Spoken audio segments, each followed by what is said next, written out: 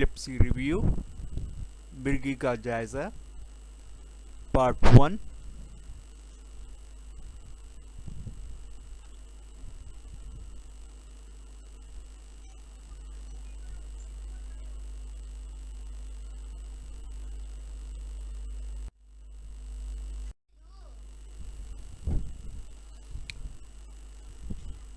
Slogans.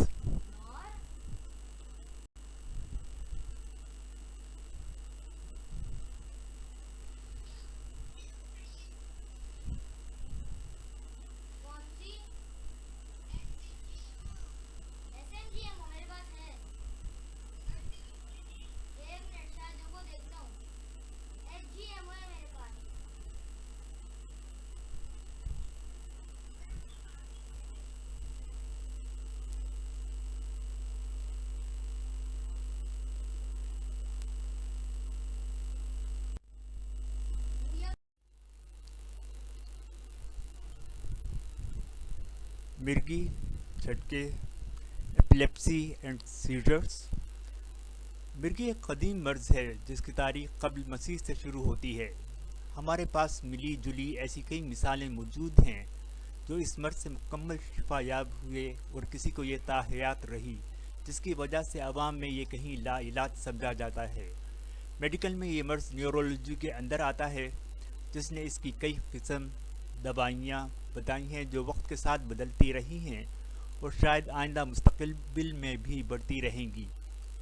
बदकिस्मती से हम उन लोगों की ज़िंदगी को नज़रअंदाज कर गए जो इस मर्ज़ से मुकम्मल शिफा याब हुए। यह सोच कर तसल्ली दे लेना बहुत आसान है कि इनकी मामूली दर्जे की होगी, जबकि ऐसा नहीं है। न्यूरोलॉजी के तमाम अमराज को सीखने के दौरान मैंने इस मर्ज़ पर ख़ास तवज्जो दी क्योंकि ख़ानदान में ये मर्ज़ पाया जाता है।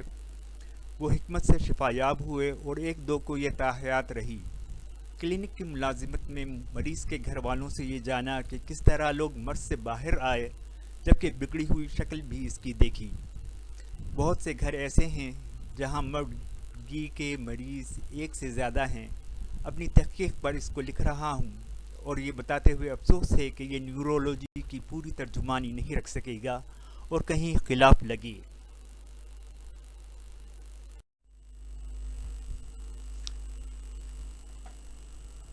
मुझे उम्मीद है इसे आखिर मुकम्मल पढ़ने तक आपको समझ आ जाएगी कि झटके पड़ते क्यों हैं और कौन सी मिर्गी ला इलाज है। बात दबे लफ्ज़ों में हो नहीं सकती क्योंकि तरक्की याफ्ता ममालिक में भी लोग ज़्यादातर गुमराही की तरफ जा रहे हैं और मिर्गी के नामी ग्रामी आलमी इदारे और हमारे माहिरीन ज़मीन की हकीकत को तस्लीम करने से कासिर हैं। मैं जो नेट पर मिर्गी या झटकों की किस्मों से ज़्यादा आगाह नहीं करूँगा बल्कि लोग क्यों इसमें मुब्तला हैं बताऊँगा। निशानदेही गलतियों पर भी होगी जिसे माज़रत के साथ आपको बर्दाश्त करना होगा। आगे फैसला आप खुद कर लीजिए कि हम जा किधर रहे हैं। मिर्गी क्या है? हमारे दिमाग में हर वक्त बरक़ी सरगर्मियाँ खुलियात के ज़रिए होती हैं जिन्हें न्यूरॉन कहते हैं। एक दूसरे को पैगामात भेजते हैं। जब ये कमज़ोर होते हैं तो सरगर्मी का खलल आता है जो झटके की वजह बनता है। झटकों का इन्हिसार इस बात पर होता है कि दिमाग का कौन सा हिस्सा मुतासिर हुआ है।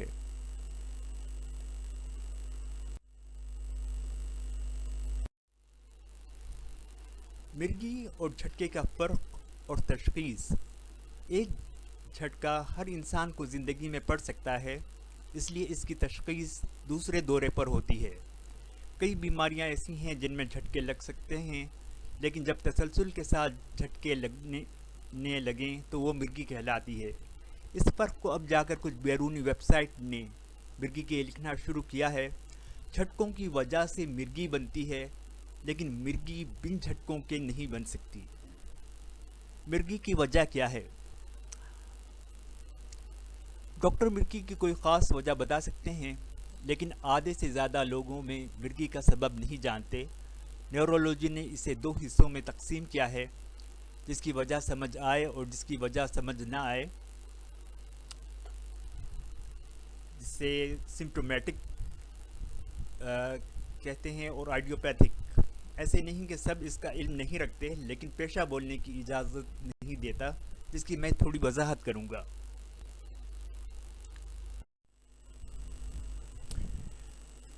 مرگی کی ممکنہ وجوہات میں شامل ہیں ذہنی دباؤ، نمبر 2 شدید دماغی چوٹ، نمبر 3 دماغی انفیکشن جیسے سرسام، نمبر 4 دوران پیدائش کم آکسیجن لینا، نمبر 5 فالج۔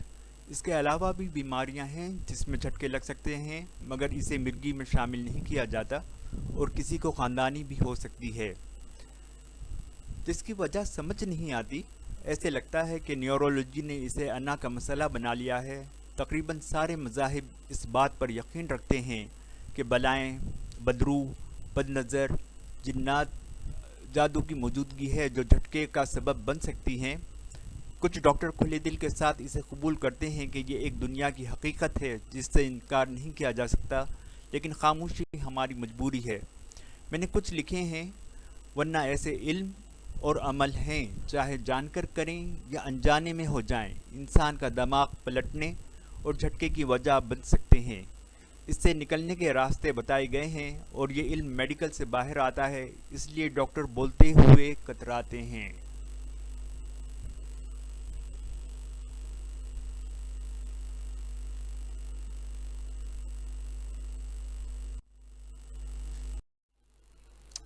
کبھی حیرت بھی ہوتی ہے کہ دنیا بھر میں فلسفہ، قانون اور دوسرے علوم کے ماہرین موجود ہیں، لیکن کوئی میڈیکل سائنس سے جواب طلب نہیں کرتا کہ آپ کا عقیدہ کیوں نہیں؟ کیا وجہ ہے کہ آپ معاشرے میں مسلسل ایک عرصے سے زمین کی حقیقت کو جھٹلانے کی مرتکب ہونے کے ساتھ شاگردوں کو بھی اسی پہ آمادہ کر رہے ہیں؟ ذرا پتہ تو چلے ایسا بھی کیا علم آ گیا ہے جو نظر نہ آنے والی چیزوں پر یقین نہیں رکھتا؟ مرگی کی علامات اور مراحل کیا ہیں؟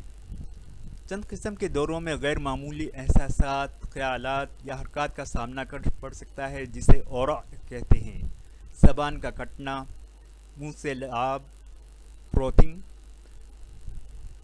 پیشاب کا نکلنا، انکانٹیننس اور نیند میں جھٹکے پائے جاتے ہیں۔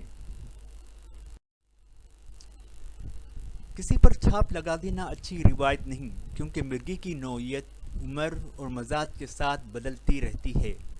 مرگی کے اداروں نے کئی اقسام میں بانٹا ہے، لیکن میں صرف ان مراحل کو لکھ رہا ہوں کہ ابتدا کہاں سے ہوتی ہے اور کہاں جا کے ختم ہوتی ہے۔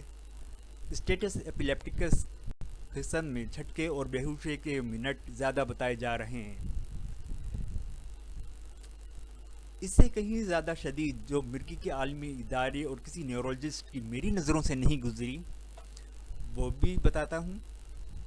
کچھ مریض اس قدر نفسیاتی ہو جاتے ہیں کہ گھر پر ان کو سنبھالنا مشکل ہو جاتا ہے اور ہسپتال میں داخل کرنا پڑتا ہے۔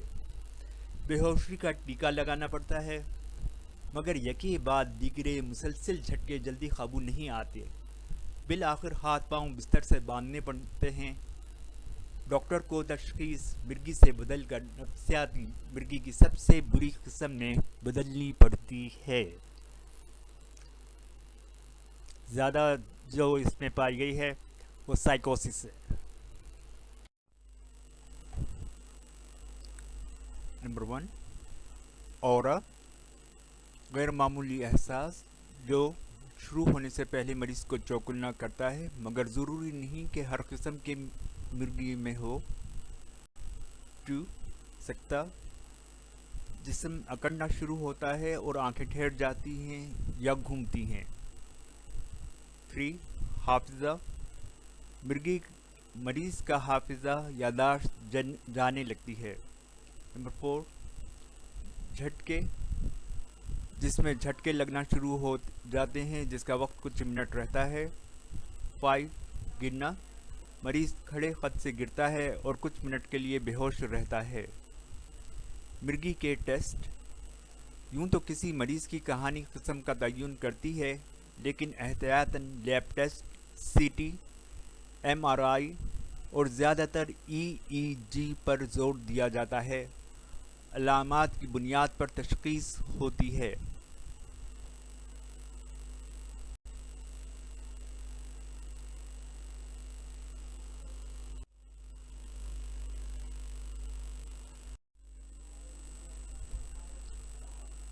جن کی روحانی ہوتی ہے، ان کی کہانی میں قبرستان یا ایسی کوئی جگہ جہاں آسیب جنات بستے ہوں ذکر ہوتا ہے۔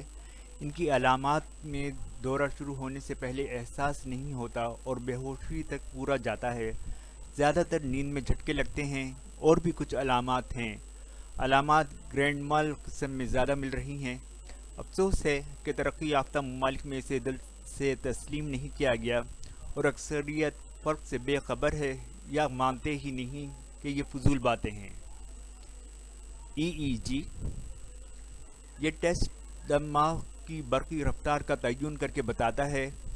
مرگی کے علاوہ اور 2 دماغی امراض میں کروایا جاتا ہے۔ میں اس کے ہر لفظ سے واقف ہوں اور ماہرین جنہوں نے بیرون ملک سے اس کو کئی سال لگا کر پڑھنا سیکھا ہے، ان کی تحریر کو پڑھا ہے۔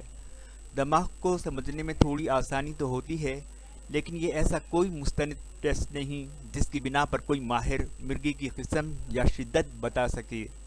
صرف چال کا بتا سکتے ہیں۔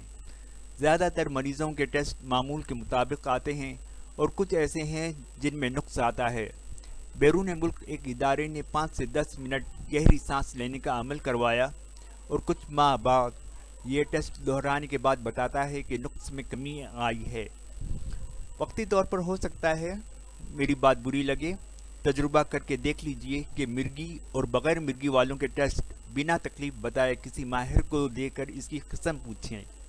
ہم مریضوں کی بغیر نقص والی رپورٹوں کو نظر انداز نہیں کر سکتے۔ کئی دماغی بیماریاں ہیں جس میں اس کے نتائج اچھے نہیں آئیں گے۔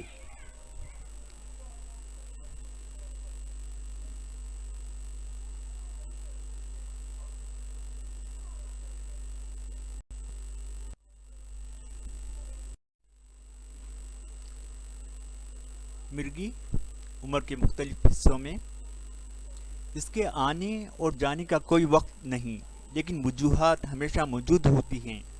وقتی طور پر سمجھ نہ آئے یہ اور بات ہے۔ عمر کے مختلف حصوں کا ذکر آگے کروں گا۔ بہت کم ایسے نیورولوجسٹ ہیں جنہوں نے نیورولوجی کی باتوں کو ضد نہیں بنایا اور مریضوں کی دوا بند کی ہے۔ اس کی وضاحت کروں گا کہ مریض کے گھر والوں کے ساتھ ڈاکٹر سے غلطی کدھر ہو رہی ہے اور شاید سمجھ آ جائے کہ جھٹکے رکتے کیوں نہیں ہیں۔ مرگی کی ساری اقسام میں یہ بات واضح مل رہی ہے کہ مریض سکتے میں آ کر حافظہ یادداشت کھو رہا ہے۔ کئی سال جھٹکے رک بھی جاتے ہیں، مگر کیوں اور کیسے کو آگے سمجھنا ہے۔ شیرخوار بچوں میں مرگی۔ میں ایسے ڈاکٹروں کے خلاف ہوں جو 2 سال سے کم عمر بچوں میں دوائیوں کا نہ رکنے والا سلسلہ لگا دیتے ہیں۔ بچے کا دماغ 2 سے 2.5 سال کے عرصے میں بنتا ہے اور معصوم جانوں کی حفاظت کی جاتی ہے کہ سر پر مار نہ لگے۔ ایسے میں ان دوائیوں سے پرہیز کرنا چاہیے جس سے دماغ متاثر ہونے کے خدشات ہوں۔ تیز بخار میں عموماً جھٹکے لگتے ہیں، لیکن دوا وقتی طور پر دینی چاہیے۔ رشتہ داروں میں ایک بچے کو تشخیص ہوئی تو میں اسے گھر کے بچوں کے ڈاکٹر کے پاس لے گیا اور اپنے خدشات کا اظہار کیا۔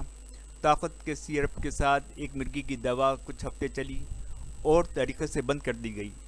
آج وہ بچہ 10-12 سال سے اوپر کا ہو گیا ہے اور سب بچوں کی طرح خوش ہے۔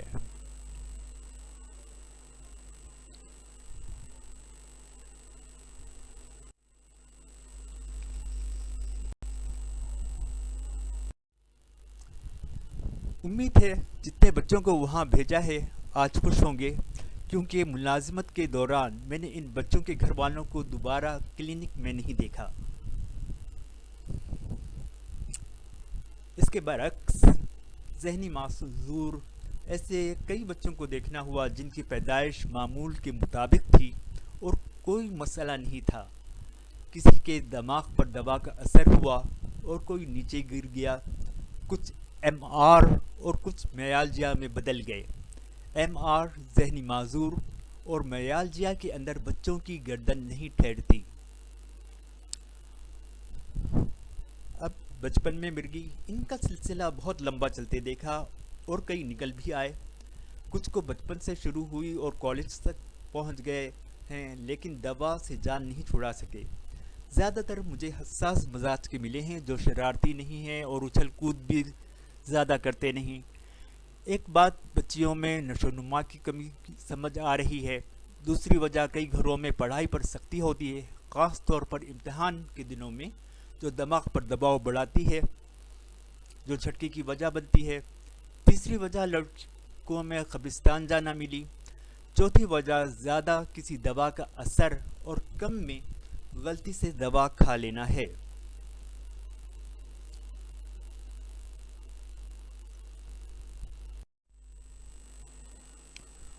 इसके बरक्स कई लोग बच्चों को मिर्गी से निकालने में कामयाब हो गए, जिसे नीचे समझना है, जिसमें दूसरा इलाज, माहौल, ग़िज़ा वगैरह मिल रहे हैं। बच्चों में ज़्यादातर जो उम्र मिलती है वो 7 से 10, जिनको 10-11 साल से शुरू हो जवानी तक रहती है, जिससे मैं मुतमईन नहीं। इसकी वजह यह है बहुत से लोग कुछ महीनों के अंदर मिर्गी से निकल आए। लड़कियों में मिर्गी एक वजह तो कैल्शियम की कमी है, जिसको पूरा कर दिया जाता है और दवा का सिलसिला लंबा नहीं जाता। अय्याम को मद्देनज़र रखा जाता है। कभी नशोनुमा मामूल के मुताबिक नहीं होती, जो दिमाग पर असर करती है और झटके का सबब बनती है।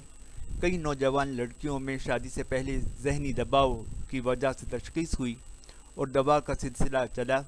एक खुशगवार माहौल मिला और दौरे रुक गए। इन्होंने दवा खुद से छोड़ दी और सब की तरह खुशहाल हैं। बालिग़ लोगों में मिर्गी, जैसे ऊपर मैंने बताया कि उम्र की कोई क़ैद नहीं, लेकिन वजह होती है। मुझे अपने शहर में ऐसे कई लोग मिले जिन्हें दौरों का सिलसिला 10 से 15 साल वक्फे के बाद शुरू हुआ। नीचे आपको समझ आ जाएगा कि झटका पड़ता क्यों है। मुमकिना वजूहात ऊपर मैंने बयान की है। Go to part 2.